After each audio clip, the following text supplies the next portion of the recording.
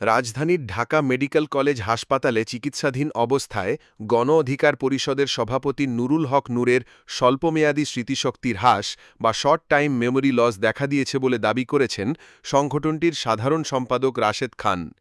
নূরের শারীরিক অবস্থা দেখতে শনিবার দুপুরে হাসপাতালে যান তিনি।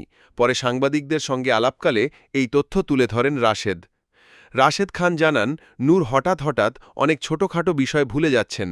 তার নাক দিয়ে এখনও রক্তক্ষরণ হচ্ছে, যা পরিস্থিতিকে আরও উদ্বেগজনক করে তুলেছে।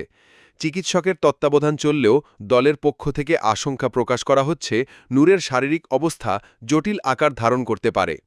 সরকারি আশ্বাসের প্রসঙ্গ টেনে রাশেদ খান বলেন, সরকার থেকে বিদেশে সুচিকিৎসার কথা বলা হলেও সরকারের একটি মহল নূরের সুস্থতা চায় না। তার অভিযোগ, রাজনৈতিক প্রতিহিংসা এবং অবহেলার কারণে যথাযথ চিকিৎসা নিশ্চিত হচ্ছে না। নূরের অসুস্থতা নিয়ে রাজনৈতিক অঙ্গনে নানা গুঞ্জন ও বিতর্ক চলছে। গণ অধিকার পরিষদের নেতাদের মতে, একজন শীর্ষ ছাত্রনেতা এবং দলীয় সভাপতির স্বাস্থ্য সংকটকে কেন্দ্র করে সরকারের ভেতরেই দ্বিমত রয়েছে।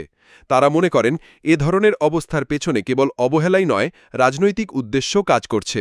অন্যদিকে শুক্রবার জাতীয় পার্টির কেন্দ্রীয় কার্যালয়ে ভাঙচুর ও অগ্নিসংযোগের ঘটনায় গণ অধিকার পরিষদের সম্পৃক্ততা নেই বলে স্পষ্ট জানিয়ে দেন রাশেদ খান। তার ভাষায়, আমাদের নেতাকর্মীদের নাম জড়ানোর চেষ্টা চলছে, যা সম্পূর্ণ রাজনৈতিক উদ্দেশ্যপ্রণোদিত।